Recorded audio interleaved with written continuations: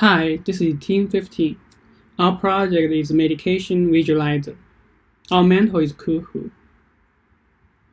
We have 6 teammates, and the table below illustrates our roles in this project.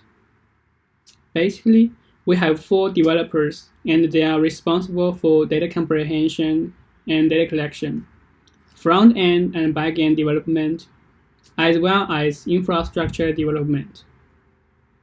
Our project manager is Hongyi, and I'm responsible for quality assurance. This Gantt chart shows our progress in the last week. We were able to finish data collection, comprehension, and identify all use cases after we talked to our mentor. Application views are designed based on available data and modified according to our mentor suggestions. We provided updated use case and app view designs in our team spirit last week. And this picture shows our updated Gantt chart. Our progress for this week, basically we worked on front-end, back-end, and infrastructure development. And we made progress in these 3 aspects. For the infrastructure development, we were able to deploy our app to headup.gattech.edu and show the hello world. For backend development, this picture shows the EER in the backend for our current implementation. A medication dispense contains several medications, and medication contains several ingredients. They are both identified uniquely using the coding system and code ID. We can calculate the usage trend of a specific medication by finding out how many times it appears in the medication dispense, and comparing it with the drugs that have the same ingredients or be used for the same disease. For the drug allergy occurrence part, we will traverse the medical records of all patients. Through that, we can derive the allergic patient count for any specific medicine. This will give us some hints when the doctor wants to choose from several similar drugs. For our progress in the front-end development, my teammate Wei Qi will explain this part. Now I'll introduce the front-end development. First, I will talk about the techniques I've used in this front-end project. For the overall framework, I choose Django. Django is a high-level web framework written in Python which allows developers to focus on the app development without reinventing the wheel. Since our backend uses Flask, which is also written in Python, so I can easily integrate the backend and the frontend without putting the trouble of changing platform. For the CSS design, I choose Materialized CSS. It is a framework which is based on the concept of material design proposed by Google. The medication visualizer project requires lots of interactive charts. For that purpose, I choose HighCharts. It is a modern SVG-based multi-platform chart library which makes it easier for developers to import interactive charts. It is a very powerful tool. Now I'll talk about the user interface. The front-end part is under development. We have been able to build the app view for drug percentage, usage trend, and allergy occurrence. The left picture is an example of medication usage percentage. The left top button is a login button. Users can use his username and password to log in with this button.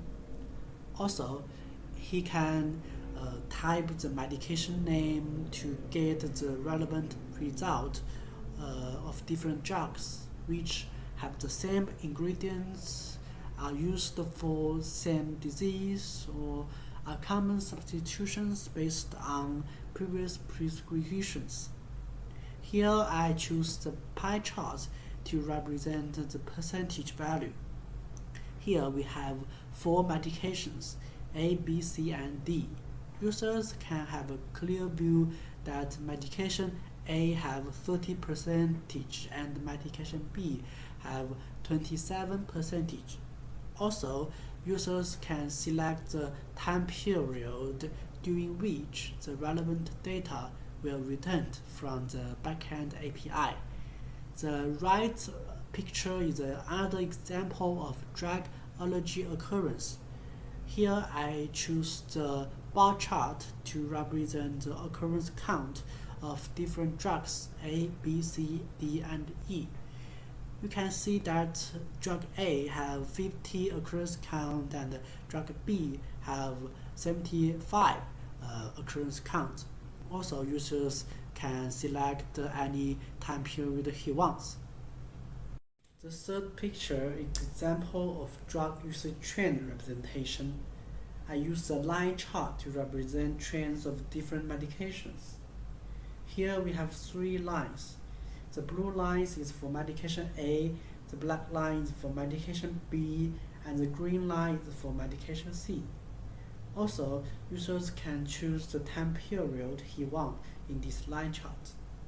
I think line chart is a very good tool to represent trend. Users can have a very clear and intuitive view about how the trends goes up and down.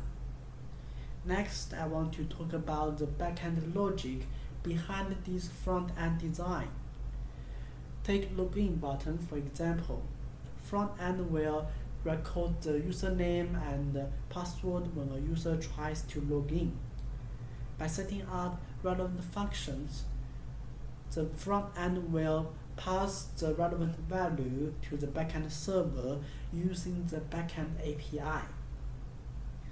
And the backend server will go through its own logic using this value, whether it's to use a hash function or to query the database to see whether there is a match in this database, and so that we can know whether there is a successful login or a failure.